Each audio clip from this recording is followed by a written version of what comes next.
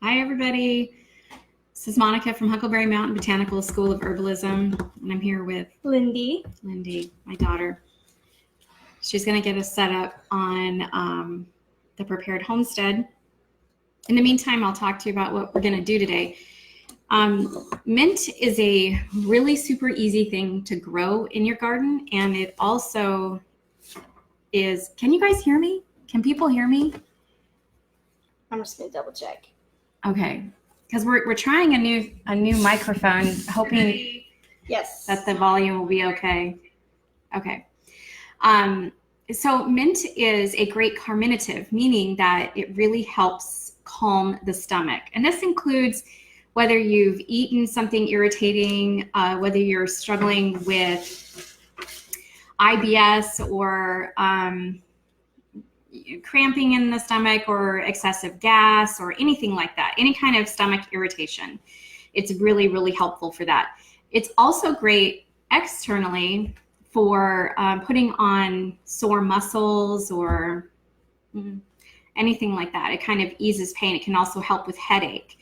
And peppermint is something that energizes the brain. It, especially it's stimulating, so it's nice, especially with essential oils, or making it into a steam, where you can breathe it in. It can help kind of loosen up phlegm and clear out your nose and your chest and all of that. It's a great all-around herb.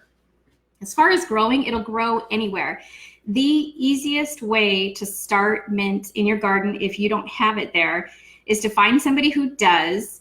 They inevitably want to get rid of some and pick some out of there, get the roots and just put the roots in the ground. I heard a story one time of someone who tried to get rid of, it was either lemon, I think it was mint. They tried to get rid of mint. They put it in their compost, which was right next to their neighbor's house. Nice neighbor.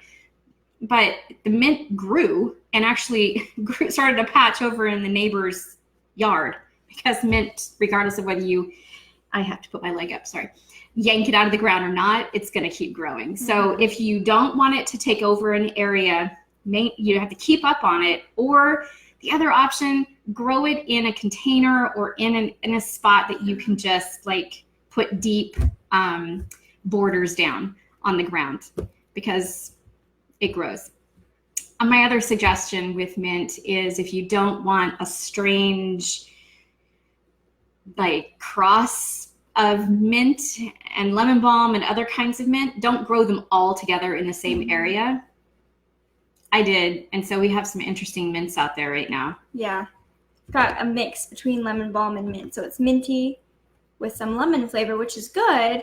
Yeah, but kind of cool. Okay, so the two things that we're going to make today, I'm going to share what we really like to do with our mint leaves after dinner. When you're craving that little sweet and you don't want to just pig out on like bonbons or something, this is a really super easy thing to do, and you can keep it in a jar once it's completely dried.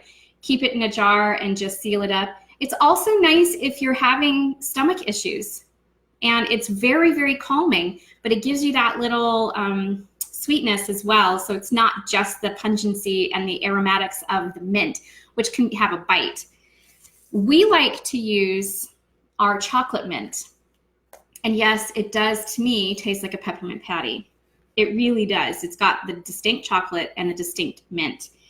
And we like to make these into our little candied things. They do have, these leaves aren't as big as some of the mint leaves that you'll find, but I think they're really nice, and they have this nice shape.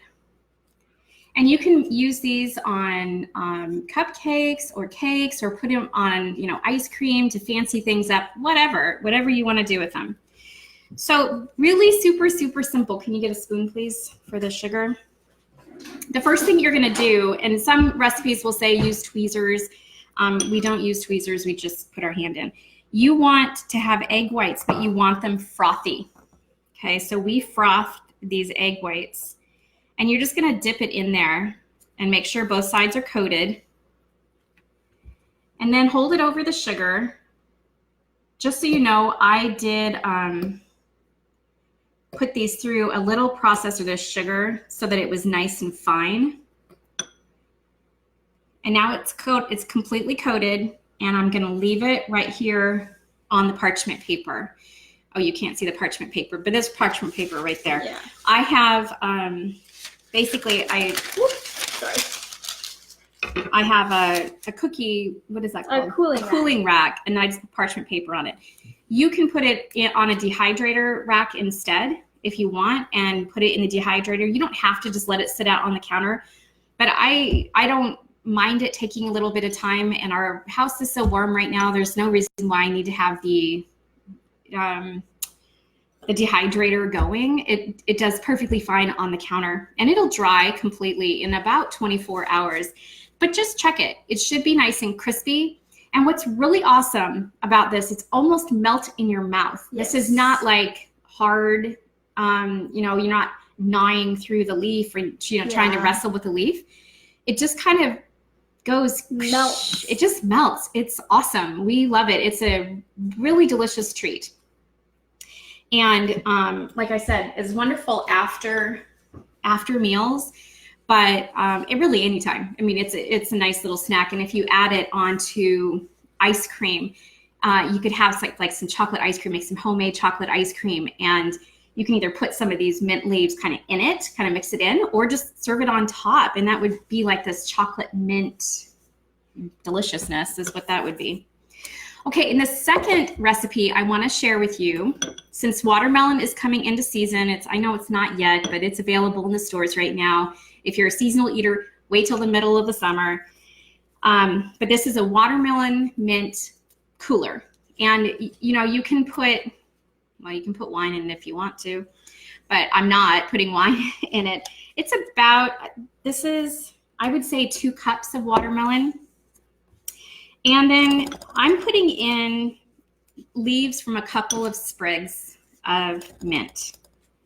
And this is regular peppermint. This is not the chocolate mint that I use for the dessert stuff.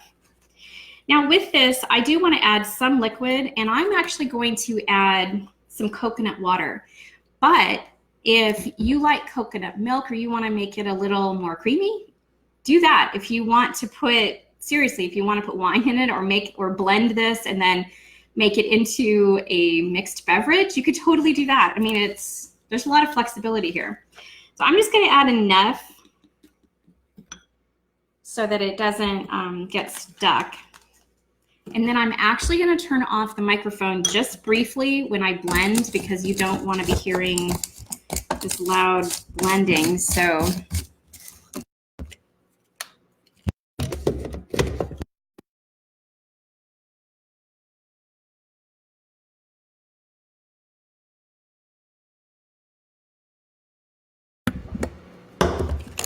and then hopefully this is mixed up all the way. Now, the other thing that I would add to this is some ice, and that would make it like a slushie. You could totally add ice in here if you like it like that. I still have a chunk of watermelon. I totally do think it would be great if I added some ice in here and made it more of that slushy cooler. Mm-hmm. However, this would also be a really neat thing, especially if you did it with like almond milk or coconut milk, to make into a, what do you call those things? Popsicle, a popsicle for the kids, in the hot summer. You just hand it to them. You got watermelon and mint and maybe a little bit of almond milk or coconut milk. And it just brings in that, refreshing, cool, hi Mark, thing for the children, and it makes it really easy, even to get some mint in for them. So Lindy's over here finishing up our little treats. We absolutely love these treats. And as a matter of fact, when we were down to our last couple over winter, it was a sad day.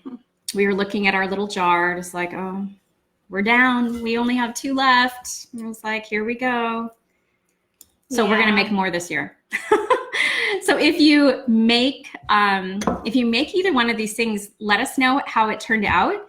And I highly suggest you make these candied mints, because the mint leaves, they are so delicious and they're impressive. I tell you guys this all the time. When you have guests over, you can do things that are so simple and pull in some of the things from your garden and from out in wildcrafting and really look like you're a great cook or a chef or whatever. It just makes it look really fancy and special for the people that you have over in your life. And it brings herbs not only into your life, but into the lives of your friends and family who visit you, which is something that we all should want to do. Increase the use of herbs and all of that. So please, if you don't follow me on Huckleberry Mountain Botanicals, go over there and like my page and post something on there. Say hello to me.